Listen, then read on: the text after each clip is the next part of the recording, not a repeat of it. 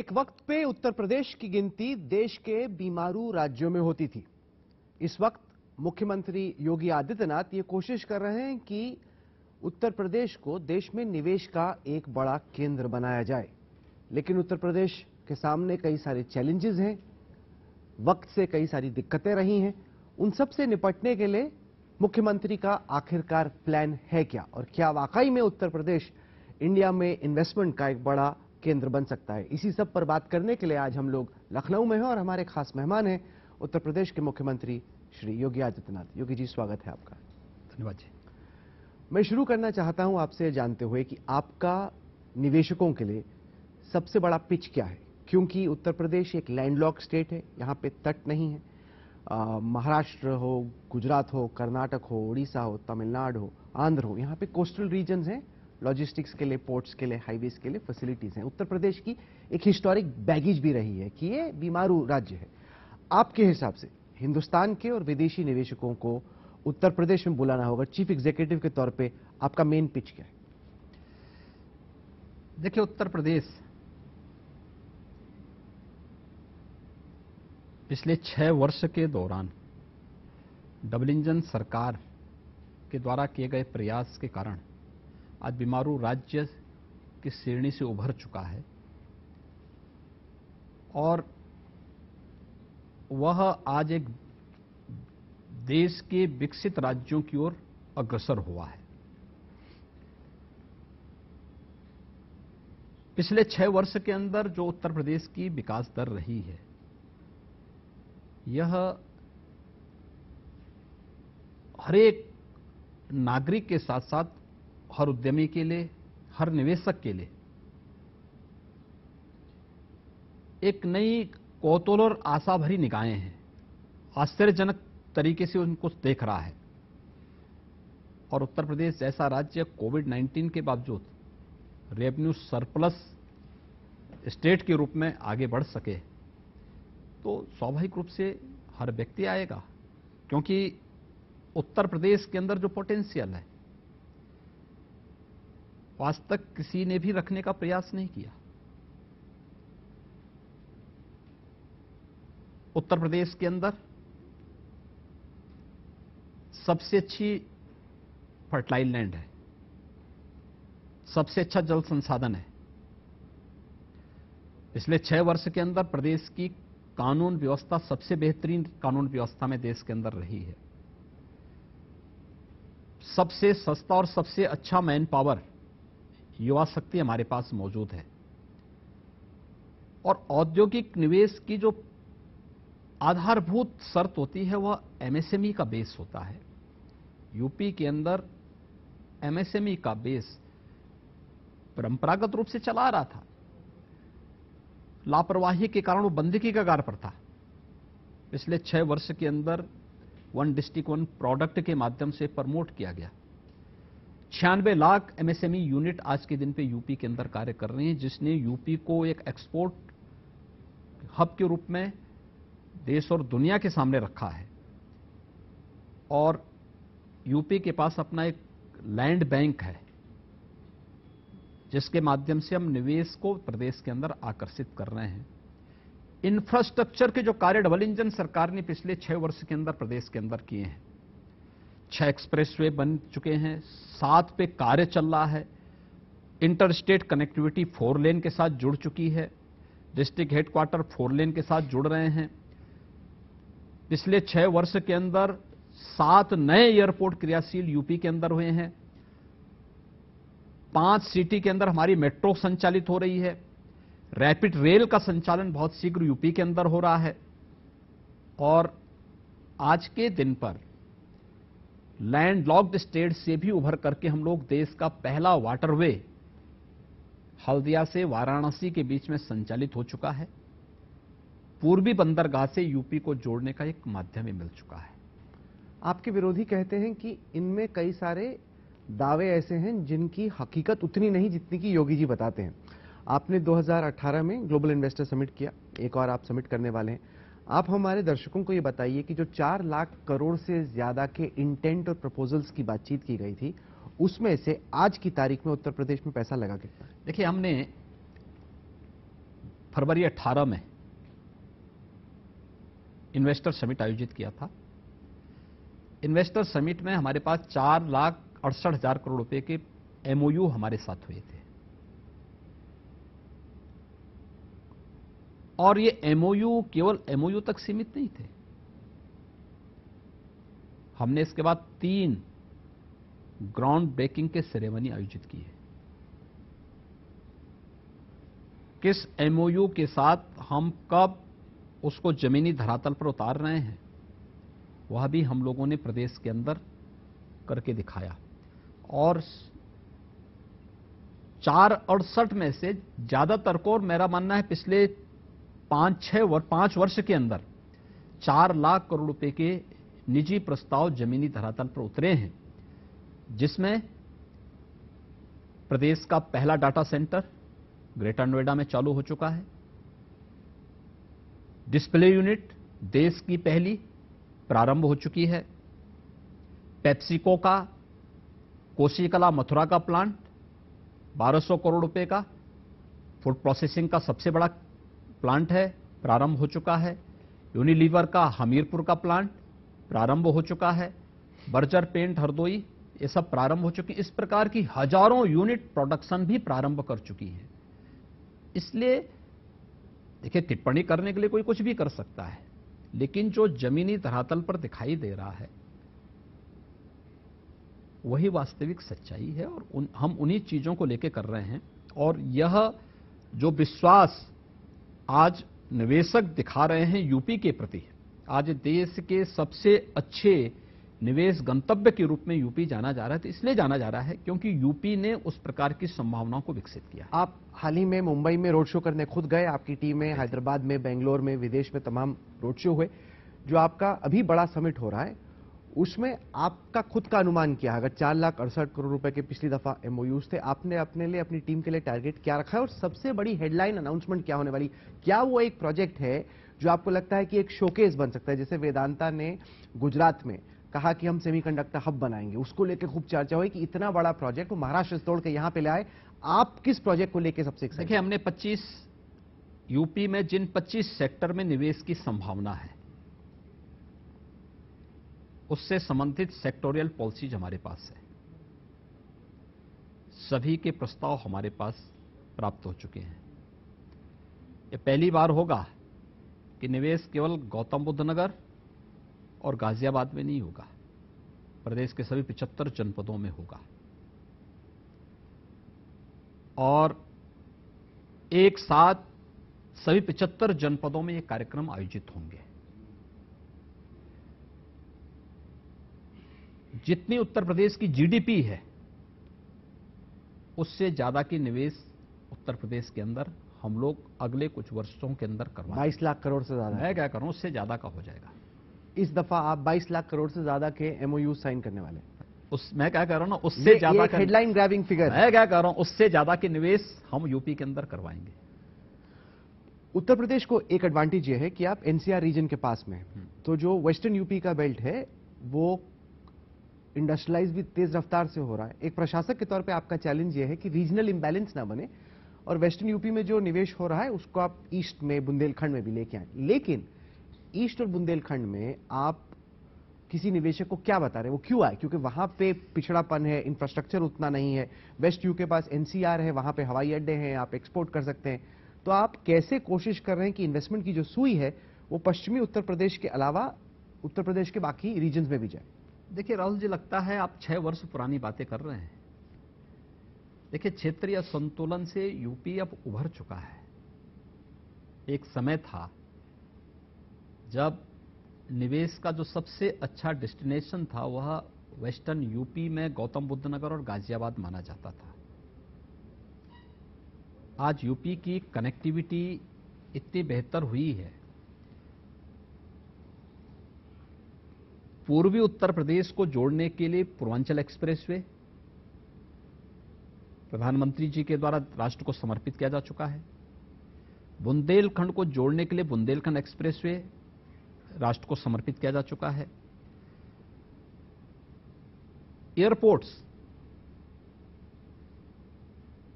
अगर उत्तर प्रदेश के अंदर आज के दिन में 3 इंटरनेशनल एयरपोर्ट क्रियाशील हैं।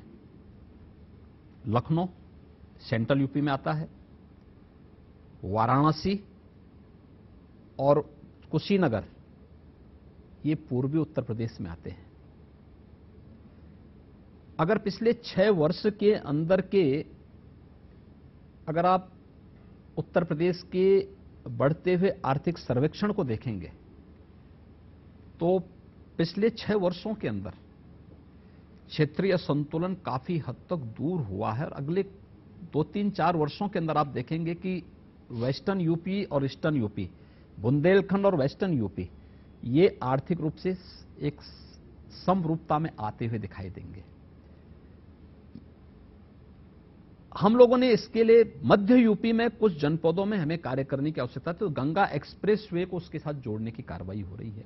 नए एयरपोर्ट्स बनाए जा रहे हैं, हेलीपोर्ट बनाए जा रहे हैं, वाटर वे को और अच्छे ढंग से अन्य नदियों में भी उनकी संभावनाओं के लिए सर्वे के कार्य चल रहे हैं। और मेरा मानना है यूपी के अंदर संभावना है, यूपी उस दिशा में आगे बढ़ चुका है। मैं आपका इस वक्त इंटरव्यू कर रहा हूं, मुझे वाइब्रेंट गुजरात से ठीक पहले के वो दिन याद आ रहे हैं जब इसी तरीके से मुख्यमंत्री नरेंद्र मोदी जी का इंटरव्यू करते थे। और कहीं ना कहीं जो वाइब्रेंट गुजरात के समिट्स हुए वो नरेंद्र मोदी जी के लिए एक इमेज मेकओवर का मौका था कि एक नई इमेज बने, एक इन्वेस्टमेंट को लेके, डेवलपमेंट को लेके, इकोनॉमी को लेके। क्या आप भी इन तमाम इन्वेस्टमेंट समिट्स को, इन्वेस्टर्स को, बड़े उद्योगपतियों को जो आपकी पिच है उनको अट्रैक्ट करने की आपकी कोशिश है, क्या आप उसको एक इमेज मेकओवर का मौका देखिए, मैं इमेज की बात नहीं कर रहा हूं, मैं उत्तर प्रदेश की 25 करोड़ जनता के लिए पार्टी का जो एजेंडा है, उनके समग्र विकास का, उनके ईज ऑफ लिविंग का और यहां के युवाओं के लिए उसके गांव, उसके जनपद, उसके क्षेत्र में ही रोजगार उपलब्ध कराने का हम उस मिशन मोड पे काम कर रहे हैं। और इसमें मैं आभारी हूं केंद्र सरकार का, अपने हर उस निवेशक का जो उत्तर प्रदेश पे विश्वास करके उत्तर प्रदेश में निवेश कर रहा है। तमाम इंडस्ट्रियल हाउसेज में आपके हिसाब से यूपी के इन्वेस्टमेंट्स को लेकर सबसे ज्यादा बुलिश कौन है, सबसे ज्यादा एक्साइटमेंट किसमें, सबसे ज्यादा जोश किसमें, जो कि आपको लगता है कि यूपी में बड़ी उम्मीद देखते हैं? देखिए, हर एक निवेशक दुनिया के अंदर भी, देश के अंदर भी और जनपद के अंदर का भी, देखिए हमने 3 चरणों में रोड शोज किए हैं, दुनिया के 16 देशों में हुए हैं, देश के अंदर 8 बड़े महानगरों में हुए हैं और प्रदेश के सभी 75 जनपदों में भी हुए हैं। इस दफा तो मैं देख रहा था कि डावोस में जो लिस्ट थी उसमें भी आपका नाम था, एंड में आप मुझे जाना था, बाद में फिर मेरा कार्यक्रम इलेक्शन के कारण स्थगित होना पड़ा। लेकिन मेरा यह मानना था कि हमारी टीम, पहली बार यूपी की टीम दुनिया के मंचों पे गई थी और दुनिया ने जैसे उसे हाथों हाथ लिया था, हमारे लिए बहुत जो है उत्साहवर्धक था। कर्नाटक में सबसे ज्यादा इंडिया में एफडीआई आता है, काफी वक्त से महाराष्ट्र एक बहुत बड़ा केंद्र है, गुजरात इंडिया के सबसे इंडस्ट्रियलाइज स्टेट्स में है। आप जब इन स्टेट से तुलना करते हैं, अगर आप सीईओ हैं, अगर आप सीईओ की कुर्सी में बैठे हैं यूपी के, तो कंपेटिटिव एडवांटेज होता है और यूपी के कई सारे कंपेटिटिव डिसएडवांटेजेस भी हैं। बाकी राज्यों की तुलना में अगर कोई निवेशक सोचे कि मैं यूपी क्यों आऊं, तो उसका क्या जवाब है? देखिए, यूपी आपको सुरक्षा की गारंटी दे रहा है, यूपी में एमएसएमई का सबसे बड़ा बेस आपका है, यूपी में आपको देश का सबसे बड़ा सिंगल विंडो प्लेटफॉर्म निवेश मित्र पोर्टल के रूप में, आपके एमओयू को जमीनी धरातल पर उतारने के लिए निवेश सारथी के रूप में, आपने निवेश किया है, आपको शासन से मिलने वाले इंसेंटिव को इंसेंटिव मॉनिटरिंग सिस्टम के साथ जोड़ने का प्लेटफॉर्म उपलब्ध करा रहा है। उत्तर प्रदेश सबसे अच्छा और सबसे सस्ता मैन पावर आपको उपलब्ध करा सकता है और उत्तर प्रदेश की कनेक्टिविटी सबसे अच्छी है। इसको लेकर के उत्तर प्रदेश सबसे अच्छा निवेश का गंतव्य है और हर निवेशक आज इस बात को समझ रहा है। उत्तर प्रदेश में युवा भी बहुत है। हकीकत यह रही है कि यूपी हो या बिहार, अब तक ज्यादातर युवा यूपी बिहार छोड़ के बाकी राज्यों में जाते थे, गुजरात में जाते हैं, महाराष्ट्र में जाते हैं, कर्नाटक में जाते हैं, वहां काम करने के लिए, विदेश जाते हैं। उनको यहां पे रोकने के लिए आप क्या कर रहे हैं? उनकी स्किलिंग के लिए आप क्या कर रहे हैं? आप कैसे इंश्योर कर रहे हैं कि जो यहां पे अगर उद्योग लगता है तो लोकल्स को उसका फायदा मिले और उनके पास वो स्किल्स हो ताकि वो वहां पे कंपनी को फायदा पहुंचा पाए? देखिए, इंस्टीट्यूशन को इंडस्ट्री के साथ जोड़ने का एक कार्यक्रम हमारा चल रहा है। और ये सफलतापूर्वक आगे बढ़ चुका है। हमने 2 वर्ष पहले सीएम इंटर्नशिप की एक स्कीम निकाली थी। इस स्कीम के अंतर्गत अपने यूथ को, टेक्निकल इंस्टीट्यूशन से जुड़े हुए जितने यूथ थे, उन यूथ को हमने इंडस्ट्री के साथ जोड़ा था और इंडस्ट्री से कहा था कि भाई आप अपने यहां मैन पावर की तर्ज पर इन लोगों को आप लीजिए, आधा मानदेय स्टेट देगी, आधा आप देंगे। तो काफी बड़े पैमाने पे यूथ के पास वहां पर एक नया अनुभव आया था कार्य करने के लिए। इस बार हमने अपने यूजी और पीजी के अपने सभी यूथ के लिए व्यवस्था की है। दूसरा, 2 करोड़ यूथ को जो ग्रेजुएशन की डिग्री ले रहे हैं या पोस्ट ग्रेजुएशन की डिग्री ले रहे हैं, उन्हें हम टैबलेट और स्मार्टफोन देकर के तकनीकी रूप से सक्षम भी बना रहे हैं। ये कार्यक्रम चल रहा है। 20 लाख यूथ को हम वर्तमान में जोड़ चुके हैं, शेष को हम इसको उपलब्ध करा रहे हैं। पीएम स्किल मिशन के अंतर्गत उत्तर प्रदेश तेजी के साथ इस दिशा में कार्य करने वाला राज्य है। यूपी ने इस दौरान अपने सीडी रेशियो को बहुत बेहतरीन किया है। जो पहले 43-44% था, जो 53-54% जा रहा है, और मेरा अनुमान है कि जीआईएस के बाद ये 60% को क्रॉस करेगा। तो यूपी एक उस दिशा में आगे बढ़ा है और ये सभी कार्यक्रम यूपी के यूथ के लिए ही है।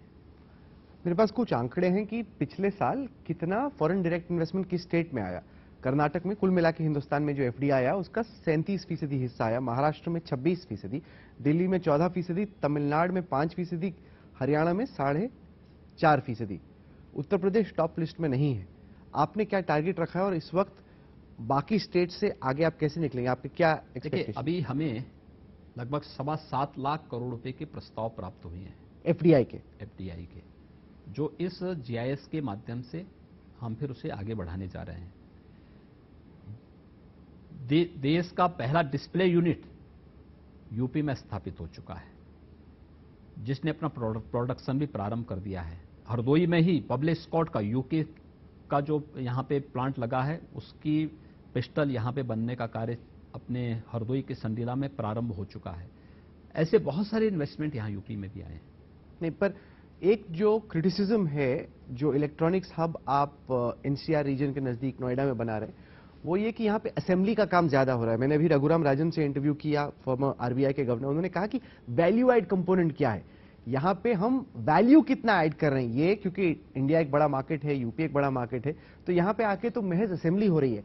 वैल्यू चेन में आप ऊपर बढ़ें, उसके लिए आपका क्या प्लान है, ताकि केवल असेंबली ना हो, भारत के बाजार का कोई फायदा उठाए वो नहीं, यहां पे मैन्युफैक्चर करके विदेश में निर्यात हो, उसके लिए? देखिए, यूपी के अंदर आज के दिन पे देश के अंदर के जितने भी मोबाइल फोन मैन्युफैक्चरिंग हो रहे हैं, उसमें से 45% यूपी के अंदर हो रहे हैं और ये संख्या आगे बढ़ने वाली है। ये बड़ी बात है। एक दूसरा, एक बड़े पैमाने पर वो यहां से एक्सपोर्ट होते हैं। वो अखिलेश कहते मैं करके गया, योगी जी क्रेडिट ले रहे हैं। देखिए, यही तो सच्चाई है कि वह सच को स्वीकार करने को तैयार नहीं है। सच्चाई ये भी है कि समाजवादी पार्टी की सरकार अगर रहती तो सैमसंग यहां से बाइंड अप करके चला गया होता है। वो क्यों? क्योंकि उनके मिनिस्टर उनके पीछे पड़ गए थे। और जब मार्च 2017 में हमारी सरकार आई, तो मैंने तत्कालीन अपने औद्योगिक विकास के मंत्री को बुलाया। मैंने कहा भी ये सैमसंग का मामला क्या है। वो छोड़ना चाह रहे थे उस टाइम पे। सैमसंग उस समय लगभग बाइंड अप करने का अपना निर्णय ले चुका था। टीसीएस अपने आप को बाइंड अप करने का निर्णय ले चुका था, टाटा कंसल्टेंसी। तो फिर मैंने दोनों को बुलवाया और बुलवा करके मैंने दोनों की साथ बैठक स्वयं की। फिर औद्योगिक विकास के मिनिस्टर को मैंने लगाया। मैंने कहा भी देखो, ये आपकी जिम्मेदारी है। टीसीएस के साथ, टाटा सन्स के चेयरमैन के साथ तो मैंने स्वयं बैठक की थी, चंद्रशेखरन जी के साथ। हाँ, मैंने स्वयं बैठक की थी और मैंने बैठक करके उनको कहा, मैं धन्यवाद दूंगा कि उन्होंने स्टेट पे विश्वास किया। टीसीएस मौजूद है यूपी में, और इसके बाद उन्होंने नोएडा में और अच्छा निवेश किया। लेकिन सैमसंग से जुड़ी हुई समस्या के लिए मैंने 1 सप्ताह का समय औद्योगिक विकास विभाग के अपने मंत्री को दिया। भाई 1 सप्ताह के अंदर इनसे जो भी इनके मामले, इसका समाधान आप करेंगे और अगले 15 दिन के अंदर फिर इनके शिलान्यास के कार्यक्रम को भी आप संपन्न करेंगे। और उसके बाद तब उनका प्लांट उत्तर प्रदेश के अंदर लग पाया था।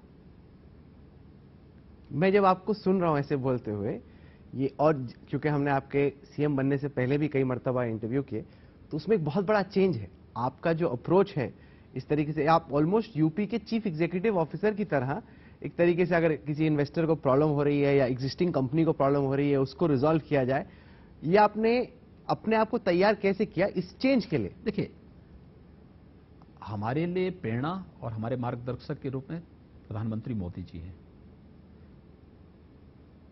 उनका मार्गदर्शन हम लोगों को प्राप्त होता है, लेकिन प्रदेश के हित में हमें क्या कदम उठाने हैं वह हमें स्वयं भी समझने होंगे और उनको देखना होगा। अगर एक निवेशक प्रदेश के अंदर यहां के विकास के लिए और यहां के यूथ के रोजगार के लिए, उनकी नौकरी के लिए आवश्यक है, तो हमें उसको यहां पर हर प्रकार की सुरक्षा की गारंटी देनी होगी।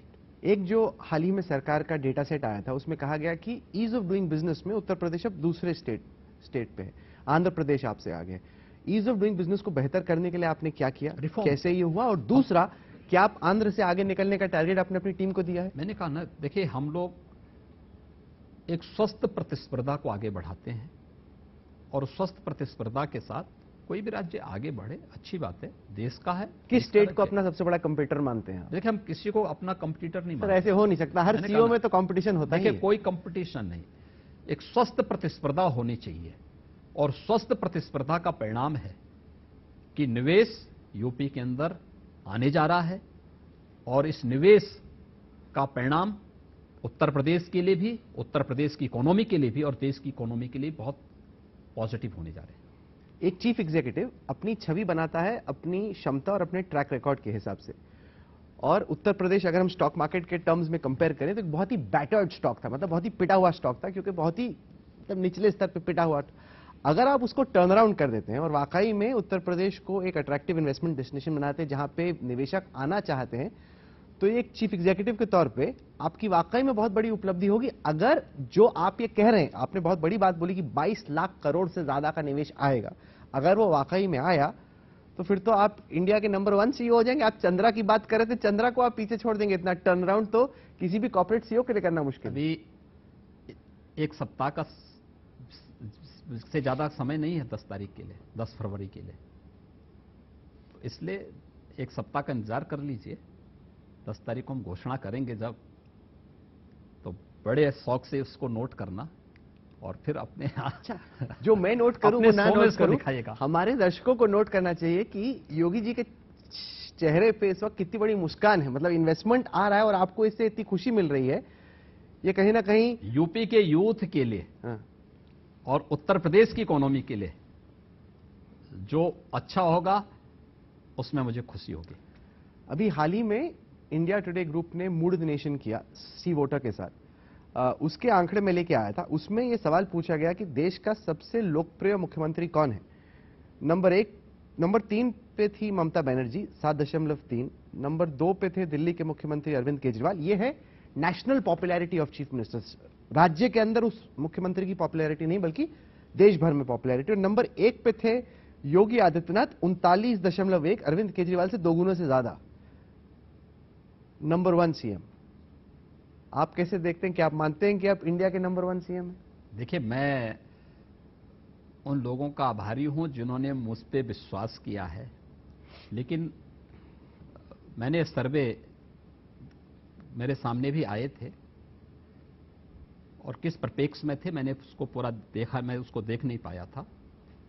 लेकिन जो है, मेरा ये मानना है कि उत्तर प्रदेश के हित में जो होगा हम उन कार्यक्रमों के साथ जुड़ेंगे। अच्छा लगता है जब इस तरह के नंबर्स आते हैं, एक रिपोर्ट कार्ड की तरह है। हम लोग देखिए, हमारे लिए कोई अच्छा बोले बुरा बोले, एक योगी के रूप में हम समत्व भाव के साथ कार्य करने में विश्वास करते हैं।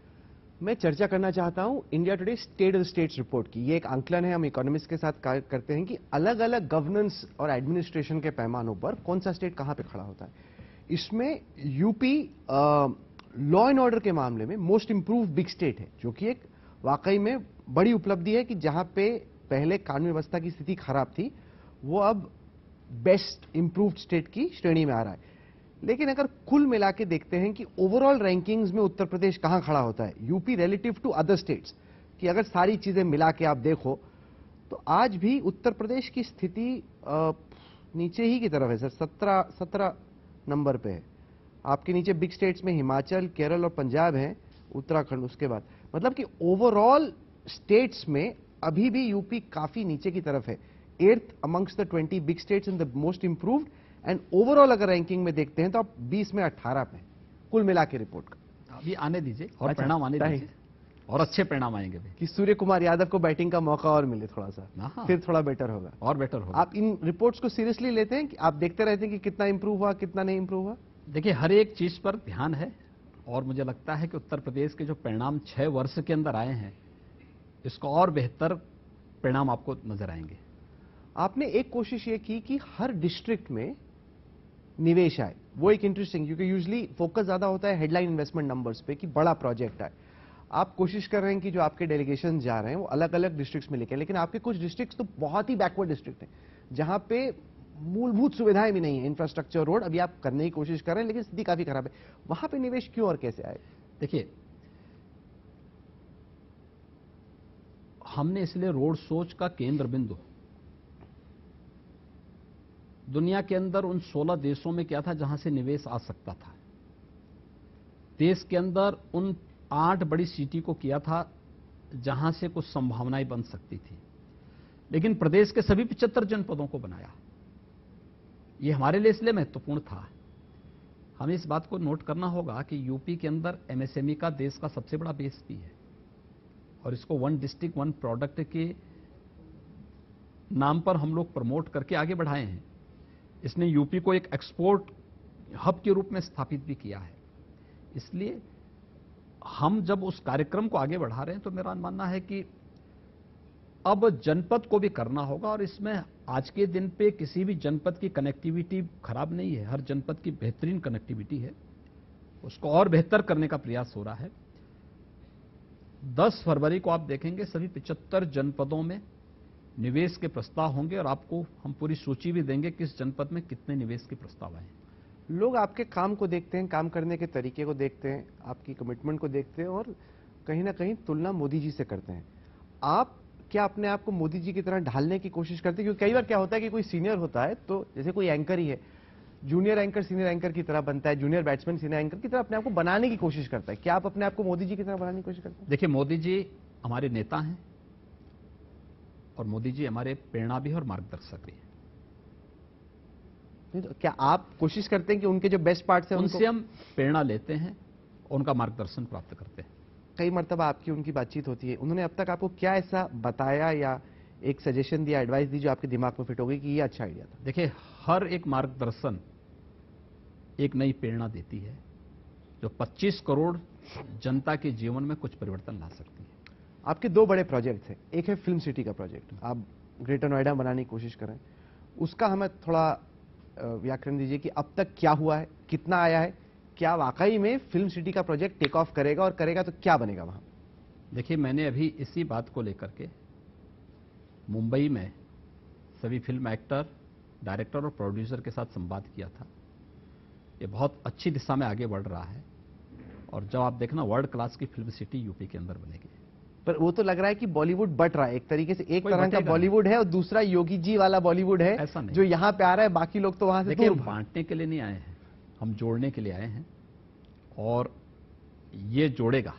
अच्छा, अगर मैं पूछूं जैसे कैंसल कल्चर है, उस पे आपकी क्या राय है कि कोई नाराज हो गया, मुझे इस एक्ट्रेस के कपड़े पसंद नहीं, इसका नाम पसंद नहीं, इसका धर्म पसंद नहीं, ये फिल्म कैंसिल कीजिए, और आपके यहाँ पे अब फिल्म सिटी है, वहां पे फिल्म बन रही है, चीफ मिनिस्टर के तौर पे अगर कोई ऐसा हो कि इस फिल्म में हमें एक्टर का धर्म पसंद नहीं, लड़की के कपड़े पसंद नहीं, आप क्या कहेंगे? को कहता हूं कि कलाकार और साहित्यकार का सम्मान होना चाहिए। हाँ, ये जरूर किसी भी डायरेक्टर को ध्यान रखना चाहिए कि जन भावनाओं का भी सम्मान होना चाहिए। दूसरा, तालिबानी अब संस्कृति यूपी जैसे राज्य के अंदर नहीं चल सकती है। यूपी है, भारत का हृदय स्थल है और यूपी की तर्ज पर आगे बढ़ेगा। आपका एक दूसरा प्रोजेक्ट है डिफेंस कॉरिडोर का। मैं जानना चाहता हूं कि डिफेंस कॉरिडोर में वाकई में अब तक एक्चुअली अचीव किया है? क्योंकि बार बार जब वो AK-203 की बात होती है, वो तो अमेठी में पहले से ही प्रोजेक्ट चल रहा था। आपके हिसाब से डिफेंस कॉरिडोर में क्या टाइमलाइंस हैं, क्या अचीव हुआ है, क्या बना है, देखिए, क्या कब हमने तक बना? 6 नोड यूपी के अंदर, 6 नोड पे डिफेंस कॉरिडोर का कार्य, डिफेंस मैन्युफैक्चरिंग कॉरिडोर का काम चल रहा है। अलीगढ़, आगरा, कानपुर, लखनऊ, झांसी और चित्रकूट में। ब्रह्मोस मिसाइल लखनऊ के अंदर, भारत डायनेमिक्स का झांसी के अंदर कार्य इनका आगे बढ़ चुका है। डिफेंस से संबंधित तमाम इक्विपमेंट के कार्य अलीगढ़ में आ रहे हैं। वहां पर कार्य ऑलमोस्ट जितनी लैंड हमारे पास थी सभी बुक हो चुकी है, सब पे काम प्रारंभ हो चुका है। कानपुर की सारी लैंड डिफेंस कॉरिडोर की जितनी भी हमने रिजर्व की थी उसको हम पहले से ही उसको लोग ले चुके हैं, उस पर कार्य प्रारंभ हो चुका है। आगरा और चित्रकूट में अभी बाकी है, उस पे लोग आ रहे हैं, लेकिन अच्छी दिशा में आगे बढ़ चुका है। और कोविड-19 के बावजूद यूपी का डिफेंस मैन्युफैक्चरिंग कॉरिडोर सफलतापूर्वक आगे बढ़ रहा है। नहीं, पर क्या बिग टिकट प्रोजेक्ट्स है जो वहां पे बनेंगे? ब्रह्मोस का आपने जिक्र किया। ब्रह्मोस का यहाँ आ रहा ब्रह्मोस है, बड़ा प्रोजेक्ट। भारत डायनेमिक्स का यहाँ आ रहा है, और भी अन्य बड़े प्रोजेक्ट यहाँ यूपी में आ रहे हैं। आपको लगता है कि ये एक बहुत, क्योंकि ये इतना डिपेंड नहीं करता कोस्ट वगैरह पे जहां पे बन रहा है, क्योंकि ज्यादातर तो आत्मनिर्भर भारत की तरह बन रहा है, ये एक बड़ा आइडिया हो सकता है जो आपके एक्सप्रेसवेज हैं, एक्सप्रेसवेज के दोनों तरफ पे इंडस्ट्रियल पार्क्स और कॉरिडोर्स है, जैसे महाराष्ट्र में मुंबई और पुणे और नासिक, इन एरियाज में बना है। चल लेना यहाँ पे तो काम, ये अलग, ये कार्य अलग से हो रहे हैं। डिफेंस मैन्युफैक्चरिंग कॉरिडोर में डिफेंस से संबंधित जो भी आवश्यक वहां पे इक्विपमेंट बनने हैं, उनके कार्य के लिए उन जगहों को हम लोगों ने रिजर्व किया है, उस पर उससे संबंधित कार्य अलग से हो रहे हैं। लेकिन इंडस्ट्रियल क्लस्टर जो विकसित होने हैं वो हमारे एक्सप्रेस हाईवेज पे हो रहे हैं। आपका फोकस क्या है उत्तर प्रदेश की इकोनॉमिक ग्रोथ का? आप क्या ऐसा कोई टारगेट लेके चल रहे हैं कि आप यूपी को देश में सबसे तेज रफ्तार से बढ़ती इकोनॉमी बनाना चाहते हैं? हाँ, यूपी की जो इकोनॉमी है आज के दिन पर देश की सबसे अच्छी अर्थव्यवस्थाओं में से एक अर्थव्यवस्था है। हमने अगर कैसे आपसे तो इतने बाकी स्टेट्स बहुत आगे हैं। अभी आप देखें ना, हाँ। यूपी की ग्रोथ रेट वर्तमान में 8% से आगे चल रही है। पहले यूपी भारत को नीचे खींचता था, अब आपकी नेशनल एवरेज से ऊपर है। ये बड़ा चेंज है। नेशनल एवरेज से ऊपर चल रही है और यह एक बहुत पॉजिटिव साइन है। दूसरा है, यूपी ने पिछले 6 वर्ष के अंदर अपनी जीडीपी को दोगुने के बराबर लाने में सफलता प्राप्त की है। क्या ये अचीवमेंट नहीं है यूपी की? नहीं, आप ड्रैग करते थे इंडिया की ग्रोथ रेट को। इनकम को दोगुने से अधिक पहुंचाने में यूपी ने सफलता प्राप्त की है। क्या यूपी की का ये अचीवमेंट नहीं है क्या? यूपी उस दिशा में अच्छा प्रयास किया है और एक बीमार चीज को सामान्य स्थिति में लाने और फिर उसको तेजी के साथ आगे बढ़ाने में प्रारंभिक उसमें समय लगता। इसी दौरान कोविड-19 भी थी। अब इसके अच्छे परिणाम आगे और बेहतर तरीके से सामने आएंगे। अगले साल बड़ा हमारे पास पोटेंशियल है। अभी हम लोगों ने एग्रीकल्चर का जो फील्ड है यूपी के अंदर, उसमें बहुत सारी संभावनाएं हैं। यूपी ने अभी उसको डबल डिजिट तक पहुंचाने की दिशा में जो प्रयास प्रारंभ हुए हैं, अभी हम उसको 5 से 8.5 तक पहुंचाए हैं। जब वो डबल डिजिट में जाएगा और जो यूपी के अंदर उसकी संभावनाएं मौजूद है, वह यूपी को नई पहचान देगा। 1 डिस्ट्रिक्ट 1 प्रोडक्ट की जो हमारी योजनाएं हैं, उसमें जितनी संभावनाएं देश के अंदर दिख रही हैं, वह एक अलग है। यूपी के अंदर जो मैन पावर है, ये हमारे पास नई संभावनाओं को देता है। और जो 25 सेक्टोरियल पॉलिसीज हम लेकर के आए हैं अलग अलग सेक्टर की, उसके लिए अलग अलग क्षेत्रों में जो कार्य प्रारंभ हुए हैं, इस दिशा में। जब मैं देश के बड़े उद्योगपतियों से बात करता हूं, उनमें से कई बहुत एक्साइटेड हो जाते हैं जब वो आपसे मिलते हैं, बातचीत करते हैं, काफी इंप्रेस होकर जाते हैं। अब मैं मन ही मन ये सोचता हूं कि इनमें से कितने लोग ऐसे हैं जो कि यूपी में उम्मीद देखते हैं और कितने लोग ऐसे हैं जिनको आप में उम्मीद नजर आती है। उस कहने का मतलब ये, जिनको लगता है कि उगते सूरज को नमन करना चाहिए, कि आगे चल के योगी जी में भविष्य है। देखिए, और योगी जी को खुश रखो इस वक्त। यूपी में कौन निवेश कर रहा है, ये 18 में भी लोगों ने देखा है और 23 में भी लोग देखेंगे। सर, फाइनेंस में कॉन्सेप्ट है परपेचुइटी वैल्यू का, कि किस एसेट और किस स्टॉक की भविष्य में वैल्यू सबसे ज्यादा है। आपको लगता है कि यूपी का भविष्य पहले भी था, यूपी का भविष्य पहले तो नहीं आ रहे थे इन्वेस्ट करने के लिए? हाँ, यूपी के भविष्य को लोगों ने पहचाना ना हो अलग विषय है, लेकिन यूपी का भविष्य पहले भी ऐसा था। नहीं कि वो आप में बहुत भविष्य की प्रतिभा या उम्मीद देख रहे हैं, इस चक्कर में आ रहे हैं? नहीं, छोड़िए, वो विषय ही नहीं है। विषय ये है कि यूपी एक संभावना वाला प्रदेश था। यूपी की इन संभावनाओं को कुछ लोगों ने अपने व्यक्तिगत स्वार्थ के लिए कुंठित किया था।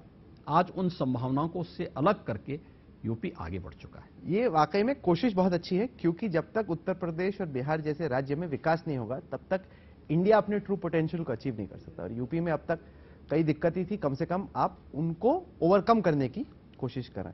अगले साल बड़ा लोकसभा का चुनाव है और फिर से बीजेपी की और पीएम मोदी की कहीं ना कहीं निगाहें उत्तर प्रदेश पे होंगी कि यूपी में क्या होगा।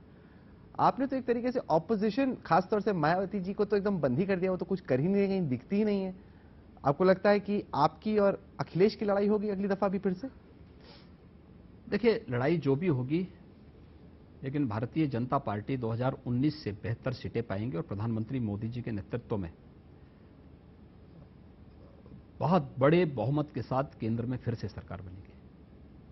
चलिए योगी जी, आपने हमें बात करने का मौका दिया। काफी वक्त से आप मीडिया से थोड़ा सा दूर रह रहे थे, लेकिन ये एक बड़ा मौका है। 22 लाख करोड़ का अगर आप अनाउंसमेंट करते हैं और 22 लाख करोड़ का एक बड़ा परसेंटेज भी आ जाता है, तो इससे उत्तर प्रदेश की तकदीर बदलेगी, और उत्तर प्रदेश की अगर तकदीर बदलती है तो हिंदुस्तान की तकदीर बदलेगी।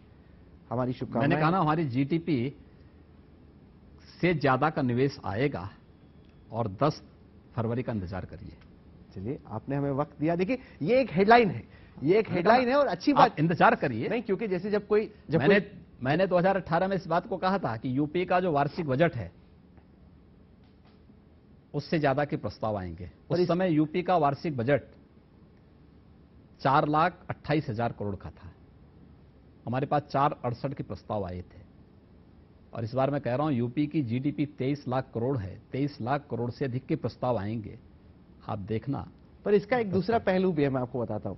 इसको फॉरवर्ड गाइडेंस कहते हैं। मतलब कोई सीईओ अगले क्वार्टर का या अगले एनुअल ग्रोथ का फोरकास्ट देता है, जैसे आपने दिया कि 22 लाख करोड़ से आएगा। लेकिन स्टॉक मार्केट वोटर फिर देखते हैं कि फॉरवर्ड गाइडेंस अचीव हुआ कि नहीं। ये नहीं कहना चाहिए कि मैं 22 लाख करोड़ लाऊंगा फिर उतने आए नहीं, फिर आप जज करेंगे। मैंने क्या कहा, मैं यहीं तक सीमित नहीं हूं। हमने उसको 3 प्लेटफॉर्म दे दिए ना। निवेश मित्र पोर्टल, एक प्लेटफॉर्म दे दिया सिंगल विंडो का, एक निवेश सारथी जो एक एमओयू को मॉनिटर कर रहा है, और एक इंसेंटिव मॉनिटरिंग सिस्टम। निवेश को फिर इंसेंटिव दिया जा रहा है। ये तीनों ऑनलाइन है, इसको कोई छुपाने की स्थिति किसी के सामने नहीं होगी। चलिए, हमारी शुभकामनाएं आपको। आपने हमें वक्त दिया योगी जी, इसके लिए बहुत बहुत शुक्रिया। धन्यवाद जी, नमस्ते।